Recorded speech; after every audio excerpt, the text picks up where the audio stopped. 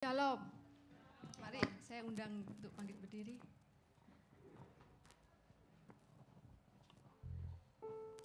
Yesus batu karang yang teguh, Dia adalah batu penjuru. Amin.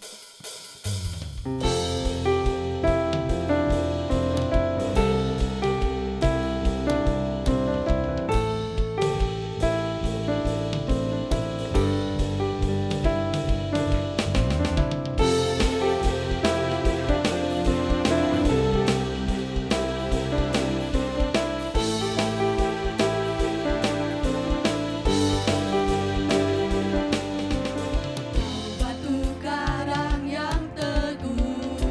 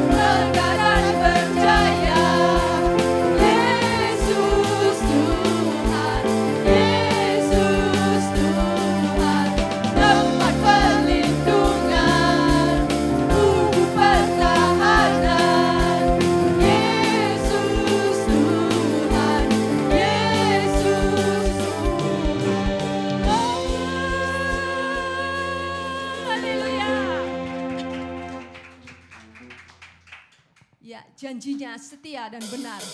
Dia tak pernah tinggalkan janjinya. Haleluya.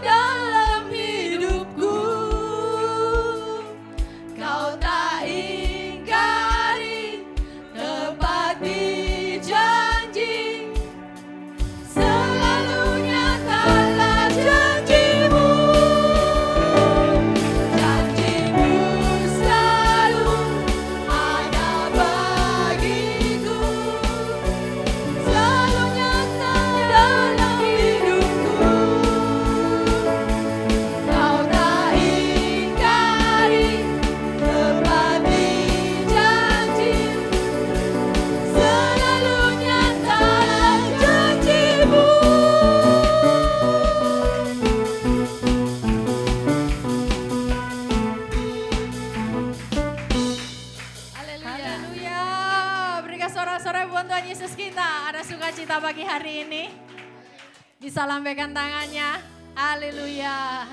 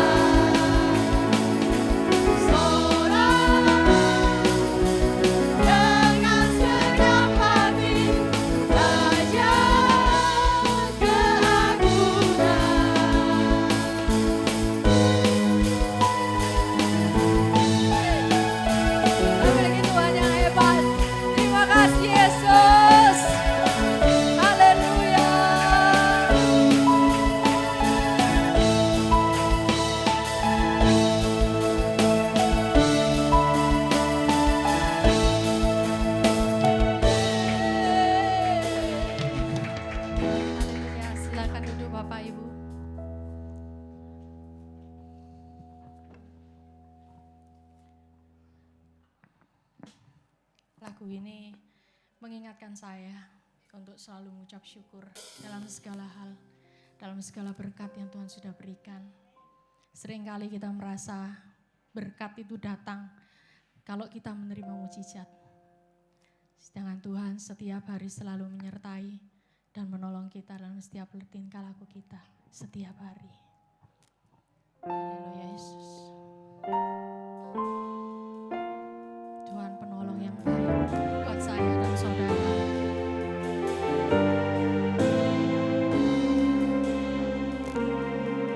Haleluya Yesus. Haleluya. Haleluya.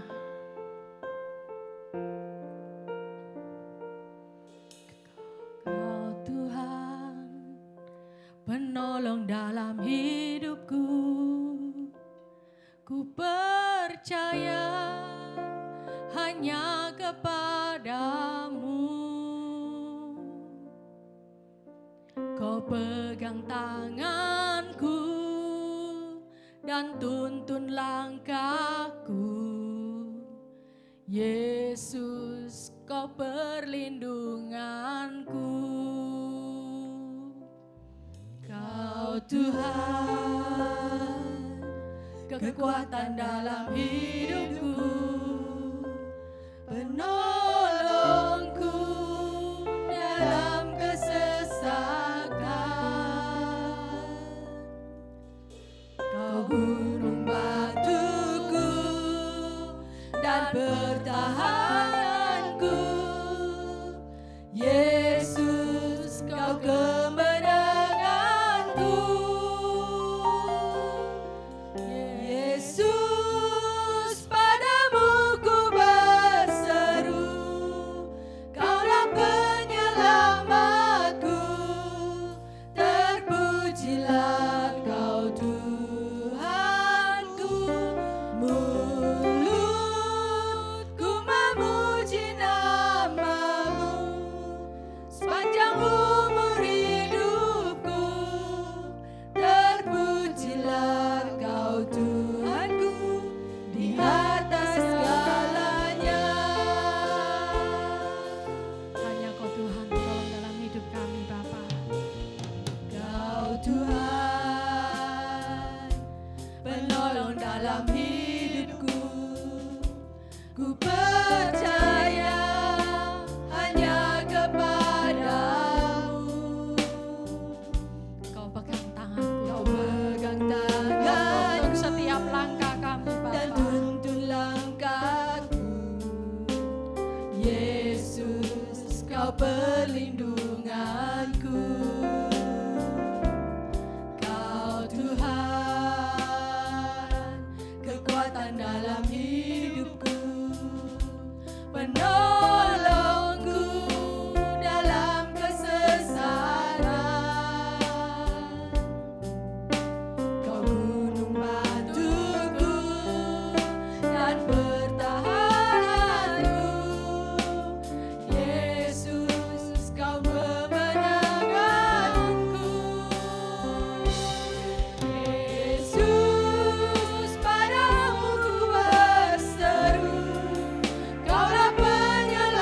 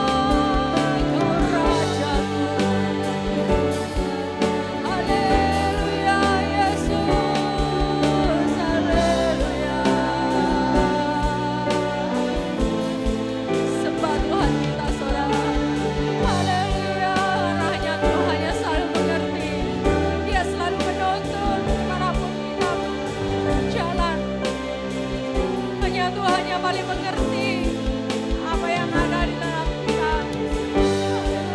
Sadarkan Tuhan dalam segala hal. Hanya Tuhan yang dapat menolong.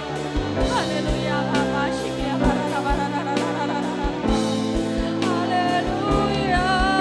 Kau Tuhan yang baik. Haleluya Yesus. Aku sembah Bapa, aku sembah Tuhan. Haleluya.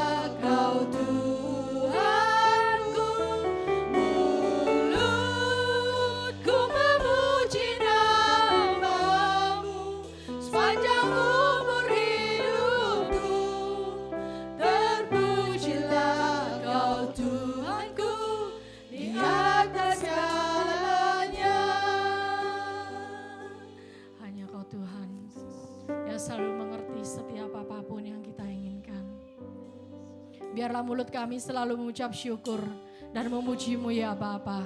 Karena Kau memang Tuhan yang layak untuk kami puji dan kami sembah.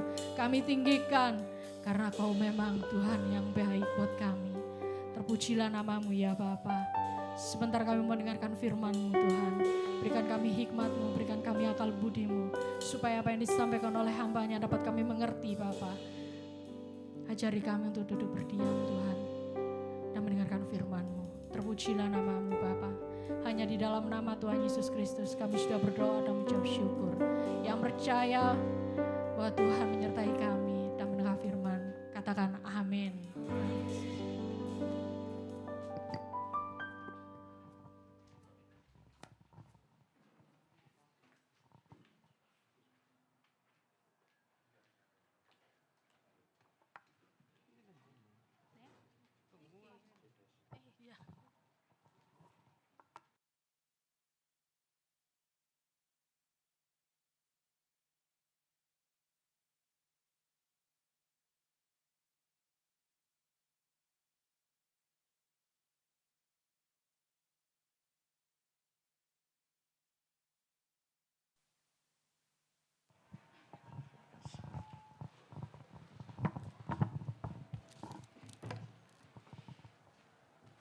Ya, shalom. Mari saudara-saudara sekalian, saya undang untuk buka Alkitab kita pada 1 Samuel pasal 1 ayat 1 sampai ayat yang ketiga. 1 Samuel pasal 1 ayat 1 sampai ayat yang ketiga. Alkitab berkata ada seorang laki-laki dari Ramathaim Zovim dari pegunungan Efraim, namanya Elkanah bin Yeroham bin Elihu bin Tohu bin Zuf, seorang Efraim. Orang ini mempunyai dua istri, yang seorang bernama Hana dan yang lain bernama Penina. Penina mempunyai anak tetapi Hana tidak. Ayat 3. Orang itu dari tahun ke tahun pergi meninggalkan kotanya untuk sujud menyembah dan mempersembahkan korban kepada Tuhan semesta alam di Silo. Di sana yang menjadi imam Tuhan ialah kedua anak Eli, yakni Hofni dan Pinehas. Sampai di situ saja. 1 Samuel 1 membukakan kepada kita tentang satu keluarga. Ada seorang suami bernama Elkanah dan punya dua orang istri. Yang pertama bernama Hana, yang kedua bernama Penina. Dan hari ini kita mau melihat ketiga orang ini. Apa yang kita bisa pelajari dari mereka bertiga? Kalau ada sesuatu yang kita bisa pelajari, nomor satu dari orang yang bernama Elkanah dulu. Maka saya percaya ayat ketiga akan menjadi ayat penting bagi setiap kita. Untuk mengerti siapa Elkanah sesungguhnya. Alkitab berkata ayat 3, orang itu atau Elkanah dari tahun ke tahun. Sama-sama bilang konsisten. Sama-sama bilang konsisten. Oh ya, kita belum kenalan. Saya adalah Doni, saya adalah pendeta yang dikenal semakin cepat Anda respon, semakin cepat khotbah saya selesai.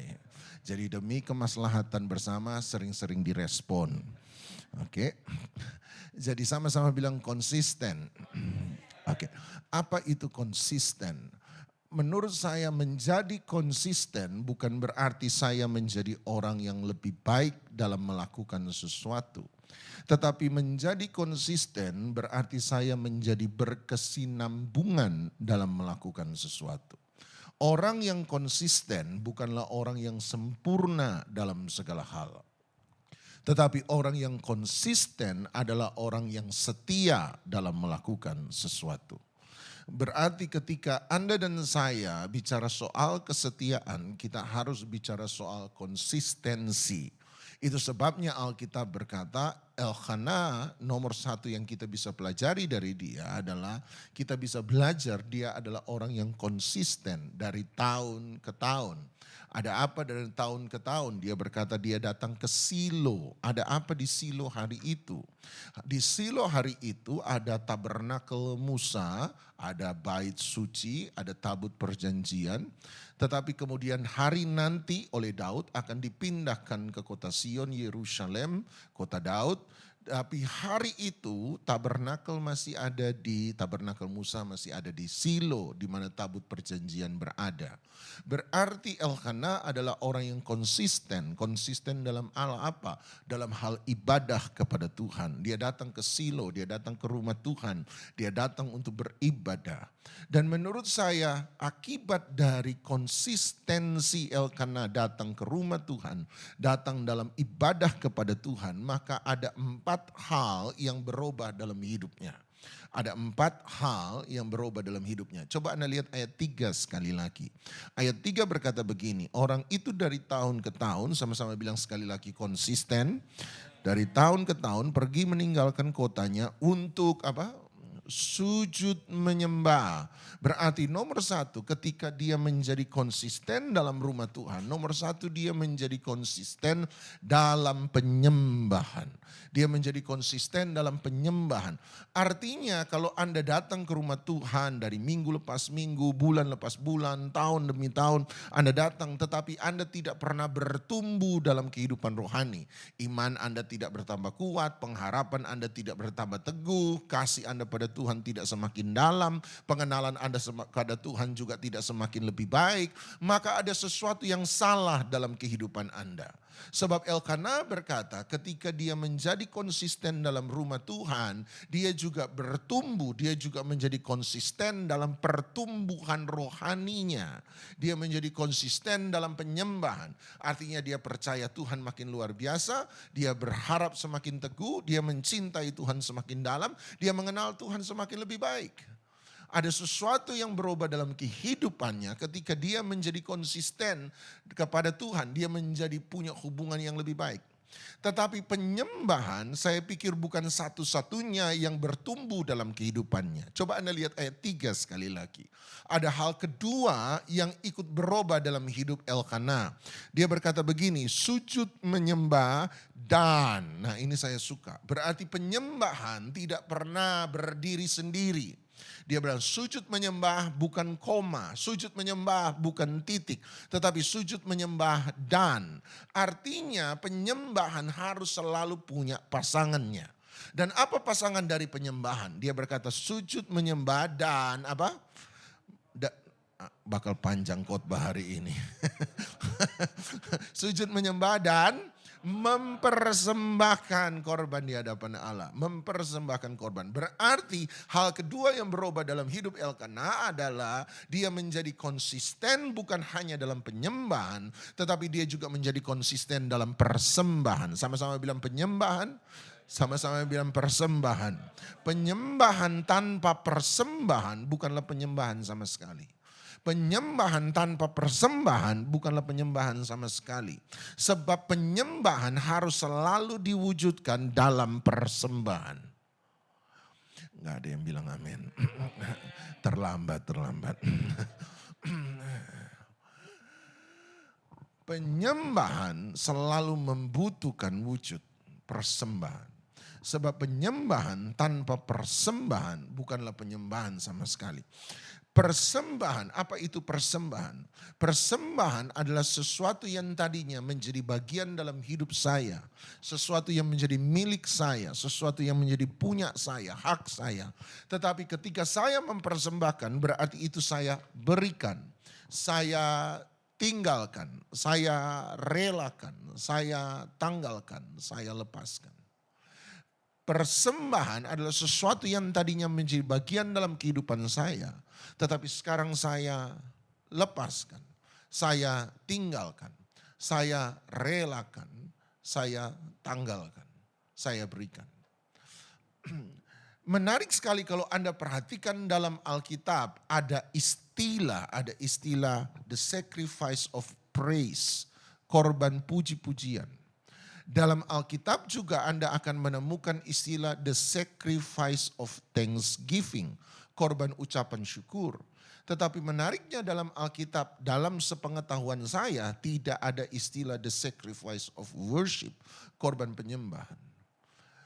Kalau benar pertanyaannya adalah kenapa dalam Alkitab ada korban puji-pujian, the sacrifice of praise. Kenapa dalam Alkitab ada istilah sacrifice of thanksgiving, korban ucapan syukur. Tetapi mengapa dalam Alkitab tidak ada sacrifice of worship, korban penyembahan? Ini jawaban saya.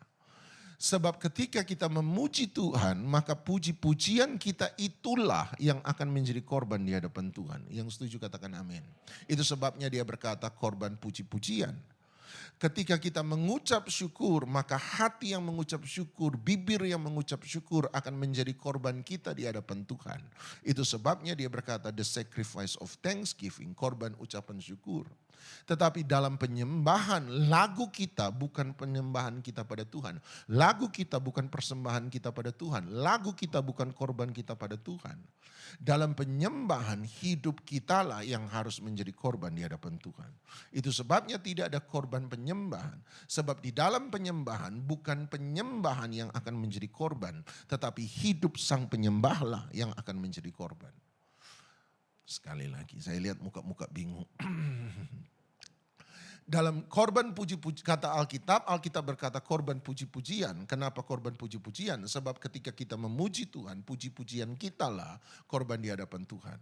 Alkitab berkata korban mengucap syukur, sebab dalam ucapan syukur, perkataan ucapan syukur kita lah, hati yang mengucap syukur kita lah yang akan menjadi korban di hadapan Tuhan.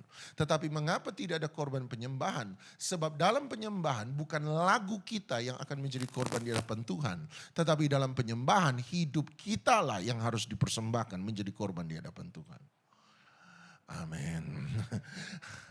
Ya Bapa, ampunilah mereka sebab mereka jelas-jelas tahu apa yang mereka perbuat.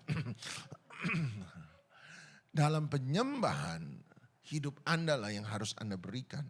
Harus Anda tanggalkan, harus Anda lepaskan. Paulus menggunakan istilah menanggalkan manusia lama. Itu sebabnya Paulus berkata tanggalkanlah manusia lama. Persembahkanlah manusia lama. Ada 4 sisi manusia lama yang harus kita tinggalkan. Nomor 1 menurut saya adalah perbuatan dosa. Sama-sama bilang perbuatan dosa. Yang tadinya mencuri, Anda tidak lagi mencuri, Anda tidak berbuat dosa. Yang tadinya berbohong, Anda tidak lagi berbohong, Anda tidak berbuat dosa. Yang tadinya korupsi, Anda tidak lagi korupsi, Anda tidak berbuat dosa. Yang tadinya selingkuh, Anda tidak lagi selingkuh, Anda tidak berbuat dosa. Nomor 1 yang harus kita tinggalkan dalam kehidupan manusia lama kita, 4 sisi manusia lama yang harus kita tinggalkan. Nomor 1 perbuatan dosa. Nomor 2 yang harus kita tinggalkan dari manusia lama kita selain perbuatan dosa adalah emosi dosa. Sama-sama bilang emosi dosa. Anda mungkin tidak mencuri, Anda tidak berbuat dosa, tetapi Anda masih iri hati sama orang lain. Anda masih punya yang namanya emosi dosa. Anda mungkin tidak mencuri, Anda tidak berbuat dosa, tetapi Anda masih marah, benci, susah untuk mengampuni orang yang bersalah pada Anda. Berarti Anda tidak berbuat dosa, tetapi Anda masih punya emosi dosa.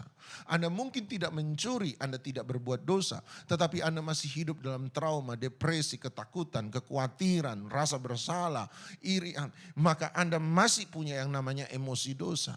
Ada orang-orang yang seringkali tidak berbuat dosa, tetapi sebenarnya pergumulan mereka terbesar hari itu adalah bergumul dengan emosi dosa dalam hidup mereka. Bahkan kalau mau jujur, beberapa perbuatan dosa sebenarnya lahir dari emosi dosa. Jadi nomor 1, 4 sisi manusia lama yang harus kita tinggalkan. Nomor 1, perbuatan dosa. Nomor 2, emosi dosa. Nomor 3 menurut saya adalah keinginan dosa. Sama-sama bilang keinginan dosa. Satu kali mungkin orang datang pada saya, ada anak muda mungkin datang pada saya dan berkata, Pak terima kasih puji Tuhan Pak buat dukungan doanya. Saya 1 minggu sudah tidak pakai narkotika. Artinya selama 1 minggu dia tidak berbuat dosa. Saya kemudian berkata pada dia, amin, haleluya, puji Tuhan, segala kemuliaan untuk Tuhan. Tapi tolong tanya sesuatu.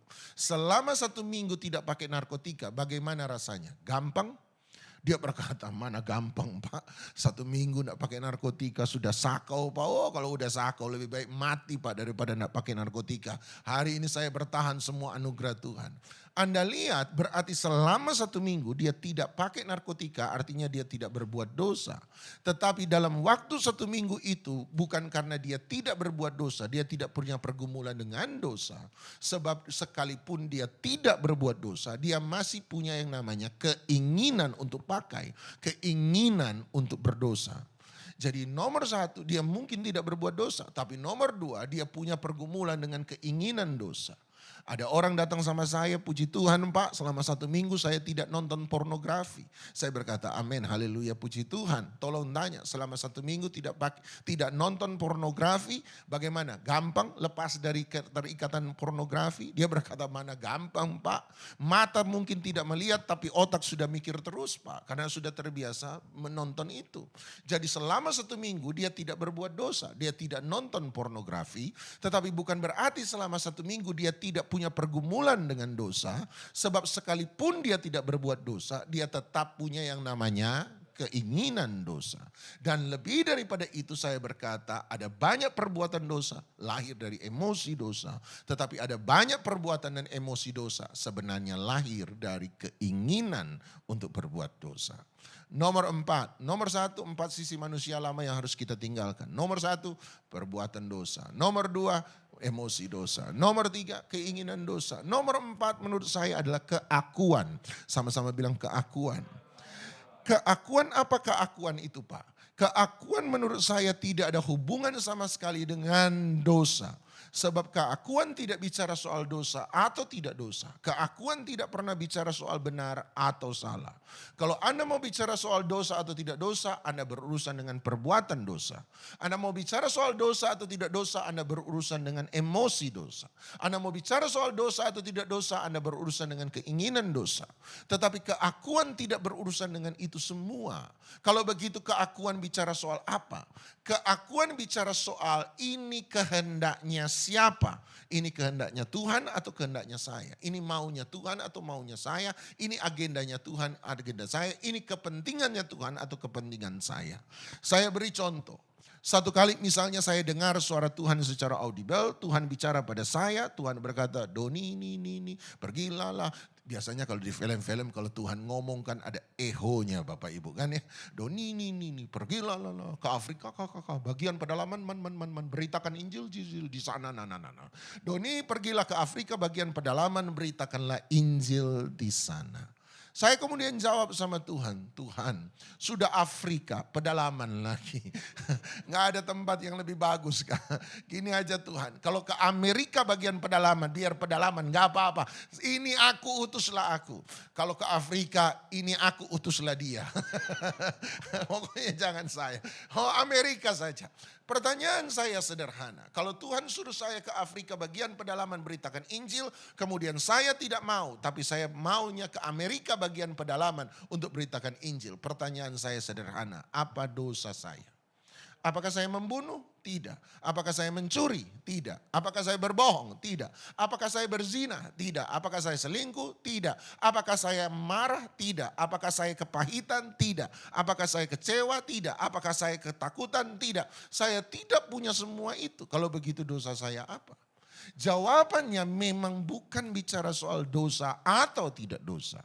Jawabannya memang bukan bicara soal benar atau salah.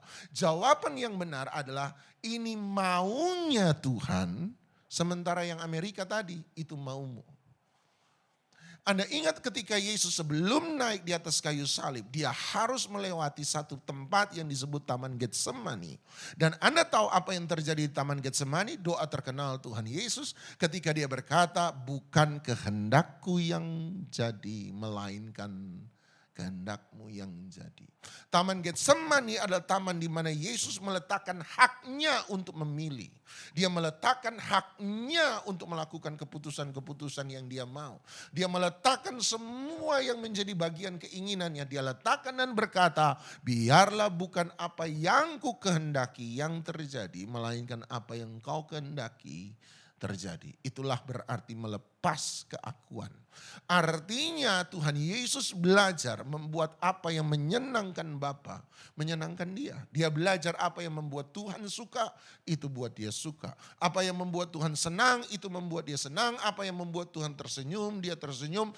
Apa yang membuat Tuhan marah, membuat dia marah. Apa yang membuat Tuhan jijik, itu juga membuat dia jijik. Itulah berarti dia belajar untuk meletakkan keakuan. Dan peperangan terakhir kita menurut saya dan peperangan rohani terbesar kita menurut saya adalah peperangan meletakkan keakuan kita dan berkata sama seperti Yesus, not my will be done but let your will be done. Bukan kehendakku yang jadi tetapi kehendakmu yang jadi. Nomor 1, Elkana berubah dalam penyembahan. Konsistensi Elkana di rumah Tuhan membuat dia berubah dalam persembahan. Nomor 3, lihat ayat yang kelima. Nomor 1, dia berubah dalam penyembahan. Nomor 2, dia berubah dalam hal persembahan. Lihat ayat yang kelima, nomor 3. Nomor 3 ayat kelima, meskipun dia mengasihi Hana. Nomor 3 menurut saya konsistensi Elkana di rumah Tuhan membuat dia berubah dalam hal menjadi konsisten dalam mengasihi orang lain. Mengasihi orang lain. Saya sudah cukup lama dalam dunia pelayanan. Melayani mimbar rumah Tuhan walaupun di desa demi desa tahun 94. Dan sejak dari 94 sampai hari ini saya melayani. Saya sudah cukup banyak melihat satu hal yang bisa dengan berani saya katakan hari ini di depan Anda. Bahwa dalam dunia pelayanan saya selama tahun-tahun berjalan, saya sudah menemukan ada banyak orang lebih mudah mengasihi Tuhan, tetapi sukar dalam mengasihi orang lain. Saya sudah melihat dengan mata kepala saya sendiri, dengan berat hati dan menyesal, saya harus mengatakan bukan sedikit tetapi ada banyak orang yang lebih mudah dalam mengasihi Tuhan tetapi sukar dalam mengasihi orang lain. Walaupun dalam Alkitab kita belajar bahwa kasih kita kepada Tuhan harus berbanding lurus dengan kasih kita kepada orang lain dan memiliki hubungan yang sehat dengan diri sendiri. Tetapi pada kenyataannya harus jujur, ada banyak orang mudah dalam mengasihi Tuhan. Kalau sudah bilang soal pelayanan, hebat luar biasa. Kalau sudah bicara soal gereja, nomor satu tiada lawannya. Kalau sudah bilang penyembahan, kalau dia angkat tangan, air mata langsung menetes. Sampai malaikat lihat dia menyembah, malaikat minder lihat dia menyembah. Sebab malaikat pun tidak pernah merasa menyembah sebaik dia. Tetapi kalau lihat kelakuannya sama orang, setan yang minder lihat dia. Sebab setan pun tidak pernah merasa sejahat dia. Ada banyak orang hebat dalam menyembah, hebat dalam agama, hebat dalam pelayanan. Bicara soal kenal pendeta, dia kenal pendeta-pendeta besar. Dia punya nomor telepon orang-orang hebat. Tetapi sesungguhnya ketika bicara tentang mengasihi orang lain, dia berbanding terbalik dengan cintanya kepada Tuhan. Kita belajar satu hal dalam hukum yang terutama. Menurut Yesus hukum terutama tidak pernah satu. Hukum terutama selalu ada dua. Nomor satu, kasihilah Tuhan Allahmu dengan segenap hatimu. Nomor dua, kasihilah sesamamu manusia seperti dirimu sendiri. Nomor satu menjadi nomor satu sebab nomor satu adalah dasar supaya kita bisa melakukan nomor dua. Nggak ada yang bilang amin. Bakal panjang. Dan percayalah, saya tahu beda antara amin dan amin. Seharusnya semakin kita dalam mencintai Tuhan, semakin mudah bagi kita untuk mengasihi orang lain. Semakin dalam kita mencintai Tuhan, seharusnya semakin mudah kita mengampuni orang lain.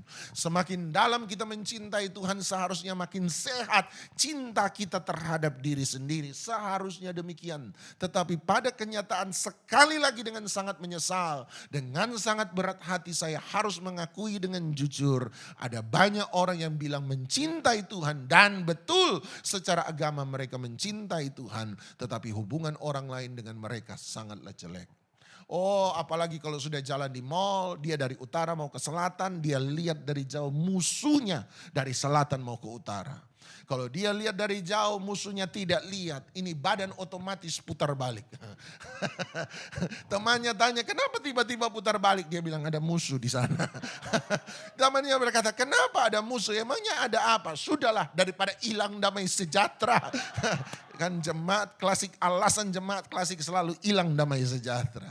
Tetapi kalau di mall dia dari utara mau ke selatan, dia lihat musuhnya dari selatan mau ke utara, dia lihat musuhnya lihat. Nah kalau udah saling lihat, pantang hukumnya haram bolak-balik ke belakang, nggak mungkin.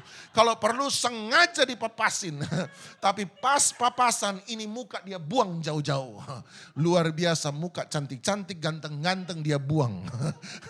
Makanya orang yang suka marah mukanya jelek. Bilang sama orang sebelah, makanya jangan marah. Bilang sama sebelah, sebab jelek. Tanya sama dia, kamu jelek atau cantik? Kalau jelek berarti banyak marah. Saya sudah dengan sangat menyesal. Oh, Anda boleh bilang ini orang hebat pelayanan sana sini. Tetapi kelakuannya terhadap suaminya, kelakuannya terhadap istrinya, kelakuannya terhadap orang tuanya, kelakuannya terhadap saudara-saudaranya, kelakuannya terhadap jemaat yang ada di sekitar dia. Selalu berbanding terbalik dengan cintanya kepada Tuhan. Nomor 4 yang terakhir dari Elkana. Lihat ayat 8. Nomor 1, Elkana konsisten konsisten dalam rumah Tuhan, nomor satu berarti dia konsisten dalam penyembahan. Nomor dua, karena konsisten dalam rumah Tuhan berarti dia menjadi konsisten dalam persembahan. Nomor tiga, karena konsistensi Elkana di rumah Tuhan membuat dia konsisten dalam mengasihi orang lain. Dan nomor empat, perhatikan ayat 8, Alkitab berkata begini bagi kita. Ayat 8 dia berkata, sebentar.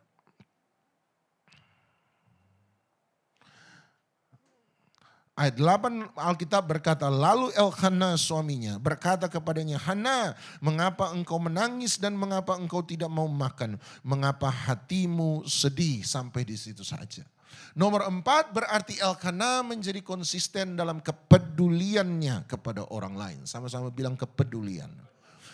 Anda mungkin bertanya pada saya, apa bedanya dengan mengasihi, Pak?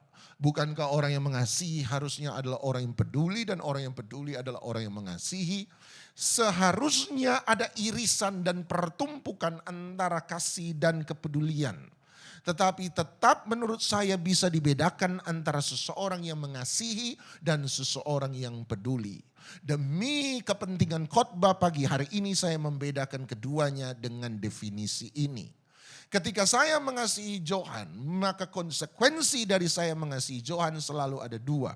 Nomor satu, saya tidak akan berbuat jahat kepada dia. Nomor dua, saya akan berbuat baik kepada dia. Sekali lagi, ketika saya mengasihi A, maka saya akan buat dua hal pada si A. Nomor satu, saya tidak berbuat jahat pada si A. Nomor dua, saya akan berbuat baik pada si A. Tidak berbuat jahat pada si A, tetapi juga tidak pernah berbuat baik pada si A, itu bukan mengasihi. Anda berbuat baik pada si A, tapi Anda juga masih buat jahat pada si A, itu juga bukan mengasihi. Ketika Anda mengasihi seseorang, Anda selalu nomor satu tidak berbuat jahat pada orang itu, dan Anda berbuat baik kepada orang itu. Tetapi apa itu kepedulian? Kepedulian menurut saya begini, kepedulian adalah saya menjadi sensitif. Artinya saya menjadi peka, saya menjadi sadar, saya menjadi waspada terhadap keadaan atau perasaan yang sementara dialami oleh seseorang. Sekali lagi, menjadi peduli kepada orang lain berarti saya menjadi sensitif terhadap keadaan yang sementara dia alami atau perasaan yang sementara dirasakan oleh orang tersebut. Saya beri contoh. Satu kali saya bilang sama Johan lama tidak ketemu, saya berteman dengan dia, saya mengasihi dia misalnya, dan saya berkata kapan-kapan yuk kita ketemu di kafe. Saya janjian dengan dia, dia berkata oke Kodoni mari kita ketemu. Waktu ketemu biasanya kalau sudah ketemu saya mengasihi dia, saya berteman dengan dia, biasanya saya akan nyaman dengan seseorang. Nah kalau kita sudah nyaman biasanya ini mulut seringkali lepas kendali. Kita ngomong sesuatu yang seringkali tanpa sadar menyakiti hati orang yang mendengar. Sebab kita rasa nyaman. Saya ngomong dengan Johan tanpa sadar waktu saya ngomong ini mulut sudah lepas kontrol. Saya tidak perhatikan mukanya mulai berubah. Saya menjadi tidak sensitif. Saya juga tidak mulai memperhatikan bahwa senyumnya sudah mulai agak kepaksa. Saya masih ngomong, akhirnya Johan berkata dia tidak tahan, dia bilang Kodoni mohon maaf saya masih ada janjian, nanti saya berhenti dulu di sini, nanti lain kali kita ketemu. Saya berkata oh iya senang ketemu kamu, nanti lain kali ketemu. Dalam hati Johan berkata nggak bakal ketemu. Kemudian berpisahlah kami, 2 hari kemudian si B datang pada saya. Si B berkata, Kodoni kenapa Johan marah sama Kodoni? Saya berkata kenapa Johan marah sama saya? Ada apa? Dia berkata enggak, Kodoni harus tahu bahwa Johan sementara marah sama Kodoni. Dan saya berkata kenapa dia marah? 2 hari yang lalu kita baru ketemu, kita hahaha di kongko-kongko di kafe, kenapa dia marah? Kata Johan, Kodoni ngomong begini soal dia. Saya berkata, itu kan bercanda. Masa dia gak tahu kalau itu bercanda? Kemudian si B berkata, buat Pak Doni itu bercanda, tetapi buat Johan tidak. Oleh sebab itu Pak Doni harus minta maaf sama Johan. Dan saya berkata, udah gede masa gak tahu kalau itu bercanda. Saya tidak pernah membenci Johan, saya mau berbuat baik pada dia dan saya tidak mau berbuat sesuatu yang jahat pada dia. Hanya dalam pertemanan saya dengan dia, saya menjadi tidak peduli, saya menjadi tidak sensitif sebab ketika saya bicara tanpa sadar apa yang saya ucapkan menyakiti hatinya dia. Bagi ibu-ibu yang sering ceplas-ceplos, mohon maaf. Yang sekali buka mulut persis kayak ikan mas koi, buka tutup, nggak ada remnya, nggak pernah berhenti. Mohon maaf dengan sangat maaf saya mengatakan pada Anda, bagi Anda yang ceplas-ceplos Anda mungkin tidak apa-apa bagi Anda. Tetapi apa yang tidak apa-apa bagi Anda belum tentu tidak apa-apa bagi orang lain. Bagi Anda yang sanguin, yang lebih banyak ngomong, yang lebih ceplos, ketika bicara soal sesuatu yang terlalu vulgar bagi Anda tidak masalah. Tapi ingat dalam hidup ini manusia tidak semua ceplos. Ada orang yang lebih sensitif, ada orang yang lebih melankolis plekmatik kata teori temperamen. Yang lebih punya banyak perasaan yang menyimpan di dalam. Bagi mereka itu tidak mudah untuk menerima perkataan Anda. Ketidakpedulian arti kita tidak pernah mau mengerti keadaan orang lain. Seringkali dalam banyak pertengkaran kita menuntut orang lain mengerti kita. Tetapi kita tidak pernah belajar mau mengerti orang lain. Oleh sebab itu menjadi peduli berarti saya belajar menempatkan diri saya dalam posisi keadaan perasaan yang sementara dialami oleh seseorang. Saya percaya dalam jemaat di tempat ini Anda bersaudara dalam Tuhan Yesus Kristus, bukan? 4 orang yang bilang amin. Artinya Anda bersaudara, artinya Anda saling mencintai, saling mengasihi di dalam Kristus antara satu sama lain. Tetapi saya seringkali melihat ada banyak jemaat mengaku saling mengasihi dan saya percaya Anda saling mengasihi. Tetapi persoalannya ketika kita kumpul seringkali yang kurang dari kita adalah kepedulian terhadap orang lain. Apalagi kalau sudah nyanyi bergandengan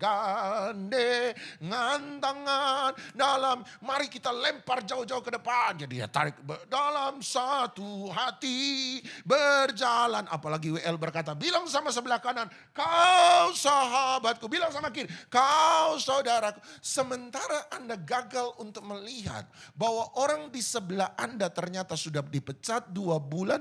Tubuhnya sudah tambah kerempeng, sudah gak makan 2 hari. Kemudian Anda lempar tangannya jauh-jauh. Dia sebelah kanan, Anda sudah mau mati, Anda lempar-lempar, Anda gak ngerti. Anda berkata, siapa suruh dia nak kasih tahu kalau dia nak makan 2 hari, Pak? Emangnya orang kalau sudah nak makan 2 hari harus kasih pengumuman pada seluruh gereja kalau dia tidak makan 2 hari? Anda dan saya lah yang harus belajar menjadi sensitif terhadap orang. Anda harus mulai belajar untuk melihat. Lihat ayat 8. Elkana ini luar biasa menurut saya. Biasanya yang tidak sensitif itu laki-laki. Setuju ibu-ibu? Tapi hari itu ada satu orang suami, seorang laki-laki. Kalau Anda dapat suami kayak Elkana, puji Tuhan, haleluya 1000 kali. Sebab dia bisa ngomong sama istrinya, Hana, kenapa engkau kelihatan lebih sedih daripada biasanya? Kenapa engkau kelihatan lebih banyak menyendiri daripada biasanya? Kenapa engkau kelihatan lebih banyak meneteskan air mata lebih daripada biasanya? Kenapa engkau makan tidak sebanyak biasanya? Artinya Elkana menjadi sensitif terhadap apa yang sementara dialami oleh Hana. Kitalah yang harus belajar menjadi peduli dan sensitif terhadap keadaan orang lain tanpa harus diberi pengumuman. Anda kan bisa melihat kenapa dia tidak sering berkumpul seperti biasanya. Kenapa dia tidak seriang biasanya? Kenapa dia tidak banyak tersenyum seperti biasanya? Kenapa dia tidak banyak bicara seperti biasanya? Anda yang paling mengerti orang di sebelah Anda harus mengerti kebiasaan-kebiasaan yang dia miliki. Dan ketika dia melakukan sesuatu di luar kebiasaan, berarti ada sesuatu. Anda boleh datang pada dia, bicara 4 mata, Tolong tanya sama dia. Katakan kalau saya salah mohon maaf. Saya hanya kepengen tahu. Kalau saya salah puji Tuhan maafkan saya. Tapi saya mau tanya kenapa engkau lebih banyak menyendiri dari biasanya. Kenapa engkau banyak menjauh daripada biasanya. Kenapa mukamu tidak seriang biasanya. Kalau dia bilang tidak ada apa-apa puji Tuhan haleluya. Maafkan saya salah. Tetapi ketika Anda bertanya paling tidak mereka yang menghadapi persoalan tahu Anda peduli terhadap dia. Sering kali jemaat tambah kurus Anda tidak tahu. Tapi aneh bin ajaib pendeta tambah gemuk justru Anda tahu. Maaf curhat.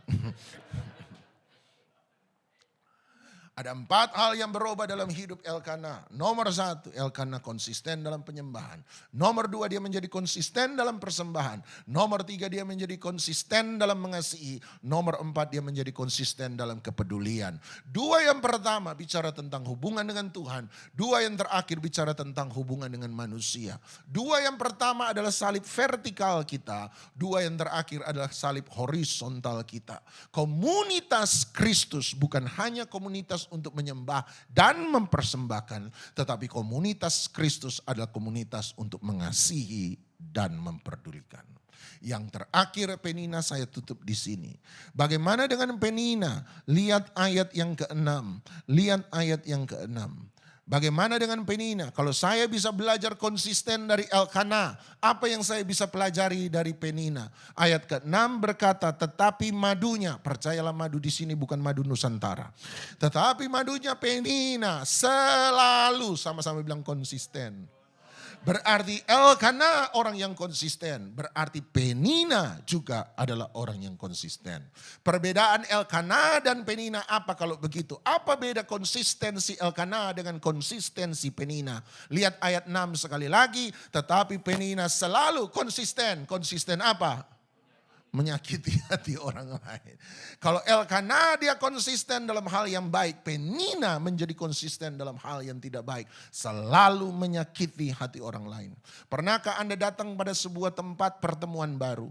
Pernahkah Anda datang dalam sebuah tempat ibadah baru? Biasanya ibu-ibu, mohon maaf ibu-ibu. Ini stigmanya soalnya. Biasanya ada ibu-ibu kalau lihat jemaat baru. Dia lihat modelnya seperti ini. Dia lihat dari atas dia turun ke bawah. Setelah dari bawah dia naik ke atas. Setelah itu dia turun lagi ke bawah. Dia naik lagi ke atas. Dia lihat agak lama itu muka. Kemudian dia buang muka sambil bibir bagian bawah agak maju ke depan. Kalau Anda lihat orang, kalau lihat orang baru dari atas ke bawah. Bawah naik ke atas. Atas turun lagi ke bawah. Kemudian dari bawah naik lagi ke atas. Kemudian lihat agak lama. Kemudian ini buang muka. Dia buang ke samping sambil bibir bawah maju ke depan. Nah Anda ketemu orang model begitu bilang saja dalam hati dasar Penina. Bikin sakit hati orang memang. Selalu akan ada orang model begitu pada Anda. Saya beritahu sama Anda. Ini perbedaan antara Elkana dan Penina. Ini perbedaan Elkana dan Penina. Konsistensi Elkana dalam rumah Tuhan mengubah sesuatu dalam hidupnya ke arah yang lebih baik. Tetapi Penina sama konsisten di rumah Tuhan. Elkana pergi dia ikut. Dia menjadi konsisten dalam rumah Tuhan. Tetapi Penina tidak pernah mengubah kehidupannya. Konsistensi Elkana di rumah Tuhan merubah hidupnya. Konsistensi Penina di rumah Tuhan tidak pernah mengubah hidupnya. Oleh sebab ini saya katakan pada Anda supaya Anda jangan pernah tanya pada pendeta siapapun juga, terutama pada saya. Jangan pernah tanya pertanyaan ini. Saya beritahukan sama Anda. Di dalam apapun juga, di dalam perkumpulan apapun juga, terutama di rumah Tuhan yang namanya gereja. Secara institusi saya mau bilang selalu akan ada 2 tipe jemaat. Tipe nomor 1 adalah tipe Elkana. Semakin lama dia datang ke rumah Tuhan, semakin berubah hidupnya menjadi lebih baik. Tapi tipe kedua adalah tipe Penina. Dia boleh lama di rumah Tuhan, tetapi kelakuannya tidak pernah berubah. Oleh sebab itu tolong jangan pernah tanya pada saya pertanyaan ini. Pak, itu ibu, itu bapak. Sudah puluhan tahun ikut Tuhan. Sudah jadi ketua panitia. Ini ketua panitia. Itu sudah melayani, sudah bersaksi, mimpin pujian, sudah khotbah, sudah sharing firman, sudah ikut sel, sudah buat ini, sudah buat itu. Dia sudah hebat, tapi kenapa kelakuannya gak pernah berubah? Jangan tanya pada saya. Pokoknya kalau Anda lihat orang model begitu, puluhan tahun ikut Tuhan, boleh jadi ketua panitia ini, ketua panitia itu, boleh sudah pelayanan mulai dari WL sampai ke mimbar untuk bagikan firman Tuhan. Tetapi hidupnya tidak pernah berubah, Anda sudah tidak perlu tanya lagi. Sebab kalau Anda ketemu model orang itu, sekali lagi bilang dalam hati, dasar penina. Tapi tolong garis bawahi, dalam hati.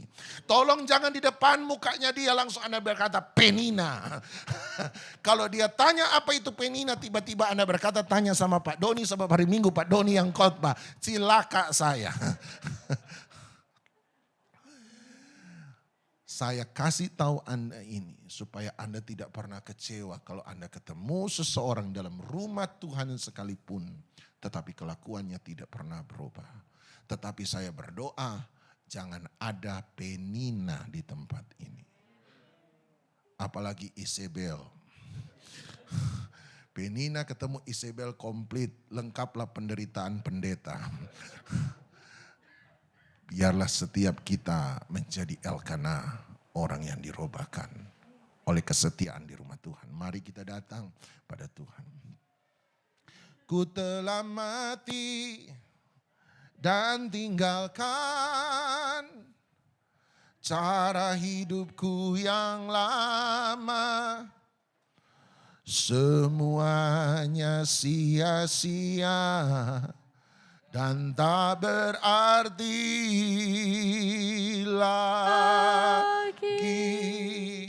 Hidup ini ku letakkan pada mezbahmu ya Tuhan. Jadilah padaku seperti yang kau ingini. Ku telah mati dan tinggalkan cara hidupku yang lama. Semuanya sia-sia dan tak berarti lagi. Hidup ini ku letakkan pada mezbahmu ya Tuhan. Jadilah padaku seperti yang kau ingini.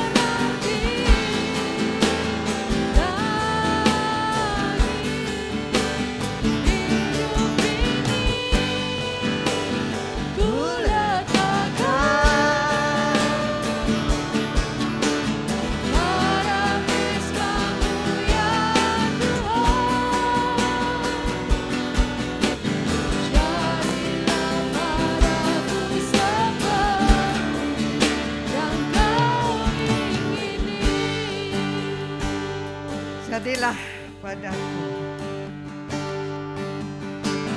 jadilah padaku seperti yang kau ingini.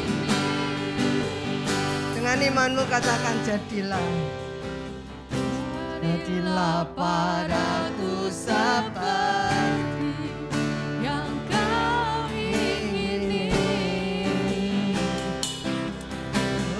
Haleluya.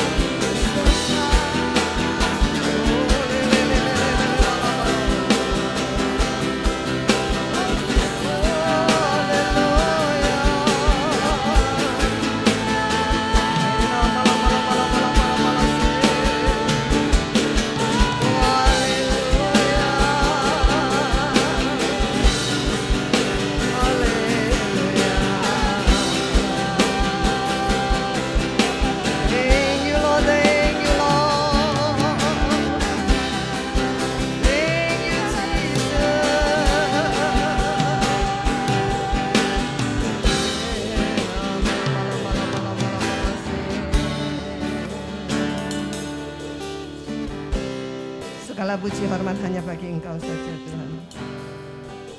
Terima kasih Bapak, terima kasih Yesus, terima kasih Roh Kudus. Hari ini adalah hari luar biasa. Kami anak-anak-Mu berkumpul di bait suci-Mu, memuji menyembah Engkau di dalam roh dan kebenaran. Thank you Jesus, thank you.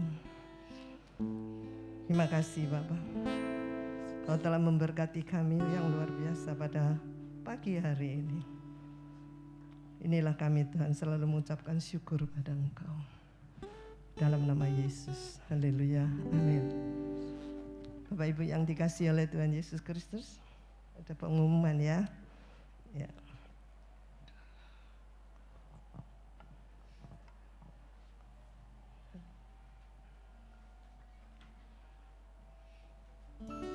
Shalom semuanya, terima kasih sudah bergabung bersama kami Hero Generation Church. Berikut adalah pengumuman gereja selama sepekan mendatang.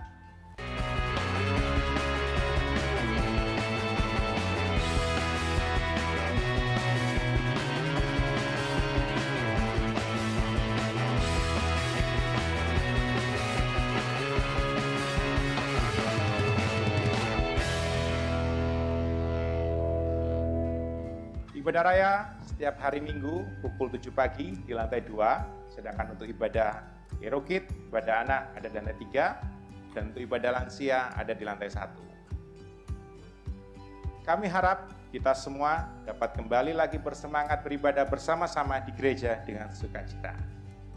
Komsel Pro M terbuka bagi setiap Anda yang rindu bertumbuh dalam komunitas yang sehat dan positif. Setiap hari Jumat pukul 7 malam. Komsel lansia diadakan setiap hari Selasa pukul 6 malam via online. Dan juga komsel pemuda remaja.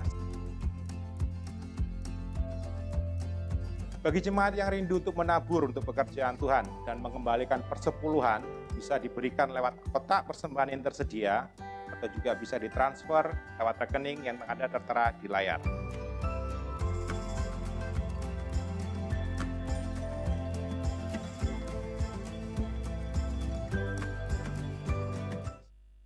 Hello, Sobat AGC.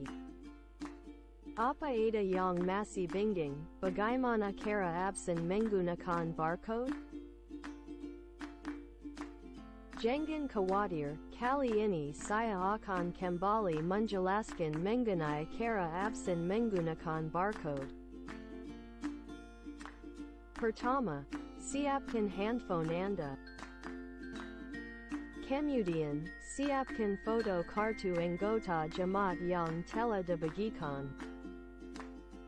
Terakhir, tunjukkan foto tersebut kepada petugas absensi untuk di-scan.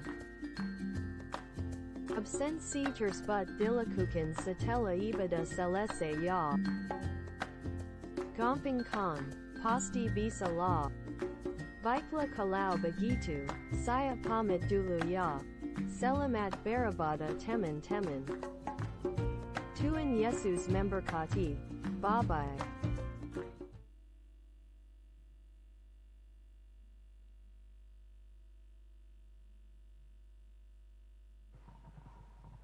Puji Tuhan. Bapak Ibu yang dikasihi oleh Tuhan Yesus Kristus. Yuk, ibadah boleh selesai. Saya mengucapkan terima kasih. Sudah penyampaian hambanya yang terbaik bagi kami semuanya. Firman Tuhan sudah ditanam di hati kami, anak-anak-Mu. Ya, Roh Kudus yang mampukan kita melakukannya. Thank you, makasih. Mari kita semua bangkit berdiri. Sudah persiapkan, kita akan berdoa.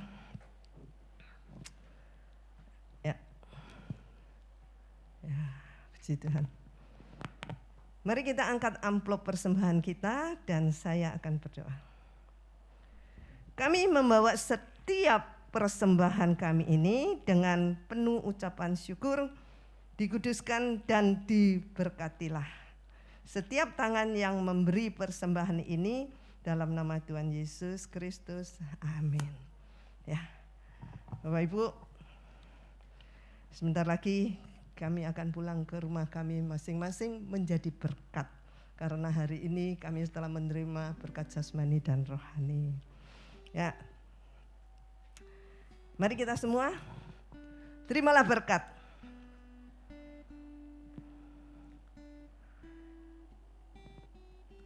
Terimalah berkat yang melimpah dari Allah Bapa, Allah Abraham dan Allah Ishak dan Allah Israel yang sekarang menjadi bagian dalam hidup kita karena itu, dan kami telah menerima persekutuan Roh Kudus dengan damai sejahtera Yesus Kristus yang mencari kita setiap saat, setiap waktu.